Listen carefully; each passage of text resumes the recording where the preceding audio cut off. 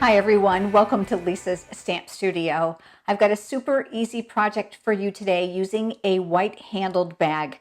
You're going to be able to use up some scraps of your designer series paper to make a really cute gift bag. The scraps are going to be put to great use, and I promise the dimensions are really easy to create. I did some ribbon and a simple tag, which of course are optional. As we get closer to the holidays, you're going to need those quick packaging ideas, and I've got you covered today. You'll be able to find the pictures and the cutting dimensions for today's project in the link of this video description below if you're here from YouTube. Let's head over to the stamp table and let's get started. Here's a good close-up of that handled gift bag. Isn't this cute?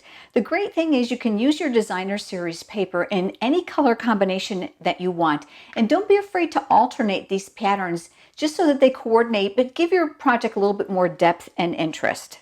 I purchased my white handled gift bag at the dollar store, believe it or not. You'll be able to find these just about everywhere. I chose to use designer series paper from Under the Mistletoe. This is in the annual catalog with Stampin' Up! If you don't already have a demonstrator and you're interested in Stampin' Up! Supplies, I would be more than happy to send you a complimentary copy. Just leave me a comment below. I cut these panels 4 by 4, 3.5 by 3.5, 3 by 3, and 2.5 by 2.5. They're perfect squares. Let me show you how I cut them. The Stampin' Up! Paper trimmer is just fantastic because on the cutting grid, you're able to keep the scoring blade and the cutting blade both on here at the same time. They just navigate to the top and the bottom so that they're out of the way. You'll find that there's a bar here at the top as well as the bottom, which is going to help you to make sure that your paper is nice and straight and aligned when you're going to cut it, as well as when you go to score.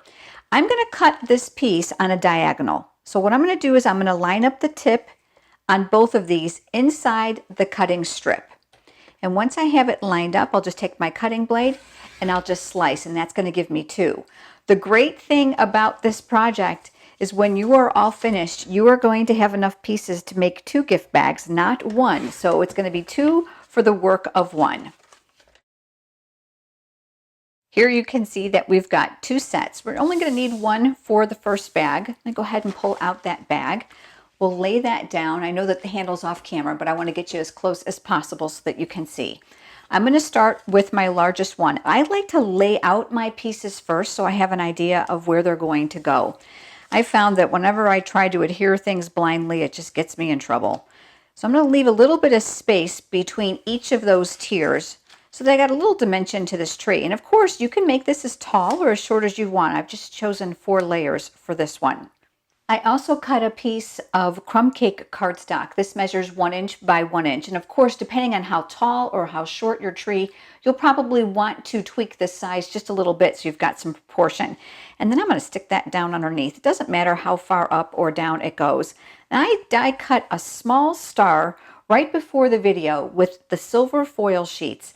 I'm going to place that here at the top. That star came here from the Starlight Thinlits. You're going to find it right here down at the bottom. Great assortment of dies in this package. And again, these are in the annual catalog as well. So let's go ahead starting at the bottom, and we're going to add some adhesive. I like to work with my silicone craft sheet whenever I'm working on very narrow corners or small pieces. That's going to help keep my work surface clean so I don't have to worry about adhesive on there. I'm going to use the snail adhesive, and I'm going to cover this on the back.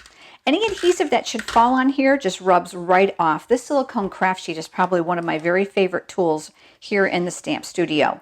So I'm going to go ahead and line up my tree trunk in the middle.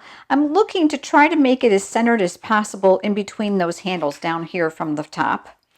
And then I'll just slide this up out of the way, and I'm going to flip these over, and I'm going to add adhesive here. It's important that you cover it all the way around because it's a 3D project. You know it's going to be handled quite a bit, and you want to make sure that you don't have an area that's going to lift. So I'm going to go ahead and lay that here. And again, how deep or how shallow you want the trunk is just a matter of preference. I'm looking again to make sure the point is lined up as much as it can up the center where the handles are. And then I'll press that in place. I'm going to go ahead and I'll do that same thing now on the other tiers.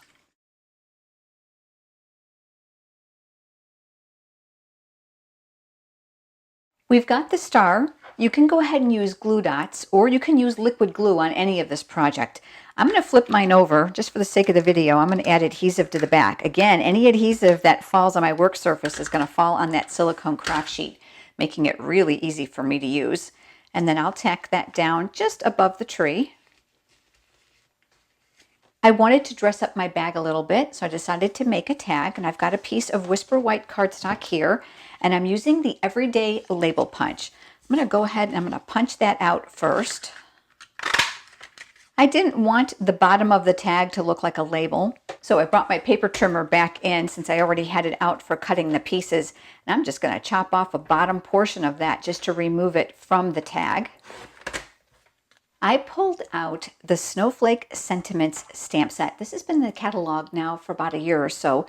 The two in the from in here are independent, which means you can separate them and create yourself a little bit more space to write. On this tag, I'm going to stamp my to and from, and I'm using the coordinating ink to that designer series paper, which is shaded spruce.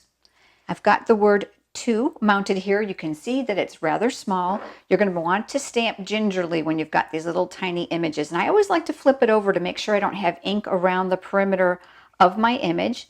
And I'll go ahead and I'll stamp that here near the top. Switching now over to the from, exact same thing. I'm going to tap gently. I'm going to look on the back to make sure that I don't have ink around the sides and it looks good. And now I can leave myself more room for writing. And then I'll stamp that here. When I was cutting the designer paper for the squares for the tree, I ended up with some scraps. So I thought, you know what, let's put that to good use. I'm going to flip that over here on my silicone craft sheet. I'm going to add adhesive across the bottom. Let's just dress up that tag a little bit, I thought. And we'll add that right here at the bottom.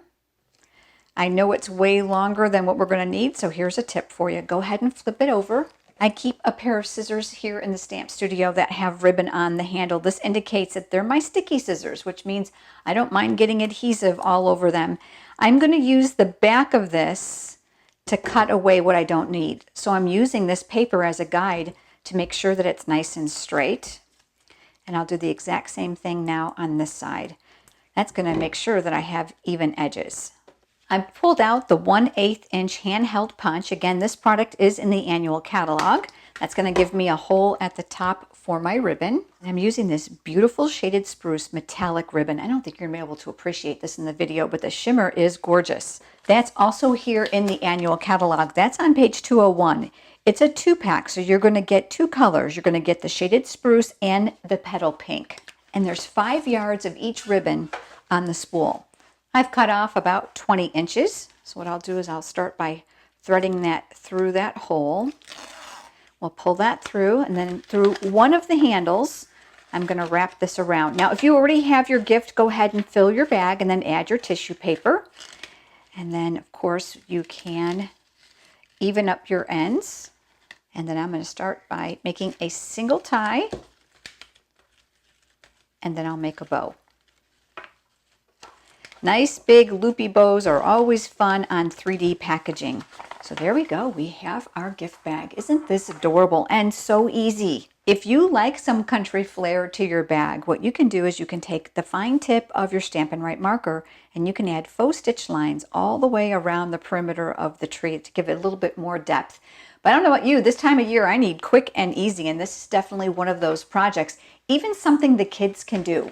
So here's the one we made today, the one I made before you joined me, and I've got enough scraps cut from these to make 2 more bags. Thanks so much for joining me, everyone. I look forward to seeing you next time. Have a great day.